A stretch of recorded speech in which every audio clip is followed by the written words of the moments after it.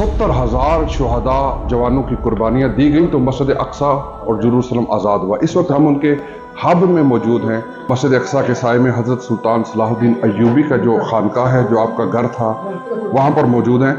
हज़रत सुल्तान सलाहुद्दीन अय्यूबी ने इलन में जेरूसलम को फतह किया, आज़ाद किया, मस्जिद अक्सा को आज़ाद किया। और जिस वक्त आपने आज़ाद फरमाया 70,000 शुहदा जवानों की कुर्बानियाँ दी गई तो मस्जिद अक्सा और जेरूसलम आज़ाद हुआ। इस वक्त हम उनके हब में मौजूद हैं, उनके घर में मौजूद हैं। जब आप जेरूसलम में तशरीफ़ फरमा थे तो ये आपका घर था, ये आपका घर था, यहाँ पर आप तशरीफ़ फरमा होते थे, इस घर में आप तशरीफ़ फरमा होते थे। ये मरकज़ था, सेंटर था, आपका कंट्रोल रूम था।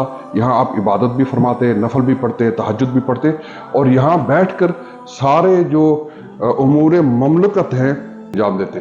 तो ये बड़ी तारीखी जगह है और बाबरकत जगह है, जहाँ पर सुल्तान सलाहुद्दीन अय्यूबी रहमतुल्लाह ताला अलैह ने अपना इसको मरकज़ बनाया, बेस बनाया और हमने यहाँ पर कुछ वक्त गुजारा है। हज़रत सलाहुद्दीन अय्यूबी, जिनका नाम यूसुफ था, यूसुफ बिन अय्यूब, और इराक का जो सेंट्रल इराक तिकरित जो जगह है, वहाँ पर आप पैदा हुए थे। ये देखिए, ये बिल्कुल बड़ी ही ज़बरदस्त जो है ना, वो स्ट्रेटेजिकली बड़ी इंपॉर्टेंट लोकेशन पे आपने डेरा लगाया था।